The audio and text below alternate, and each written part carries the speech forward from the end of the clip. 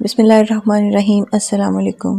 University میں ایک professor تھے جو اپنی کلائی میں لیڈیز گھڑی باندھتے تھے، جسے دیکھ کر سب طلباء کی ہنسی چھوٹ جایا کرتی تھی۔ ایک عرصے بعد وائس چانسلر کے ذریعے جب ہم پر انکشاف ہوا کہ پروفیسر صاحب جو زنانہ گھڑی پہنتے ہیں وہ ان کی فوت شدہ بیوی کی ہے، اس واقعے سے سیکھا کہ کچھ دل بنا بولے محبوب کی رحلت کے بعد بھی الم اور درد محسوس کرتے ہیں۔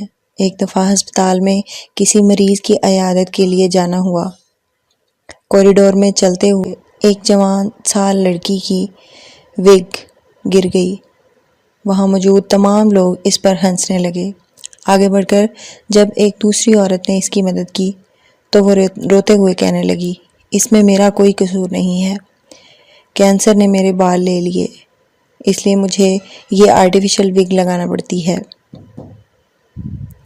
اسی طرح قبرستان میں 10 سالہ بچے کو ایک قبر پر کھڑا کچھ کہتے ہوئے سنا کہ جو کہہ رہا تھا، ماما اٹھو میرے ساتھ اسکول چلو، استاد مجھے تمام لڑکوں کے سامنے مارتا ہے اور کہتا ہے کہ تمہاری ماں کتنی سست ہے اور کتنی کاہل ہے جو تمہاری پڑھائی کا خیال ہی نہیں رکھتی۔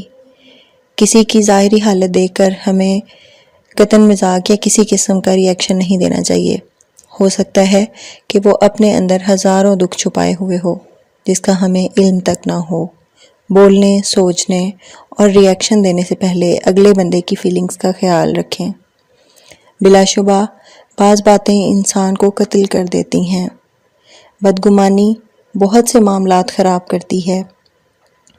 آقا کریم علیہ السلام نے فرمایا، ہماری زندگی کے ہر شعبے میں رہنمائی فرمائی ہے، جیسا کہ فرمان عالی شان ہے۔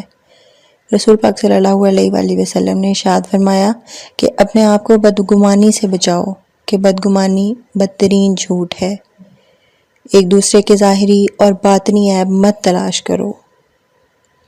ہرس نہ کرو، حسد نہ کرو، اپنے مسلمان بھائیوں سے بغض نہ کرو، ایک دوسرے سے روگردانی نہ کرو، اور اے اللہ کے بندو بھائی بھائی ہو جاؤ۔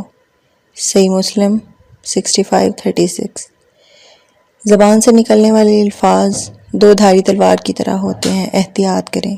اللہ تبارک و تعالی ہمیں عمل کی توفیق دے، آمین۔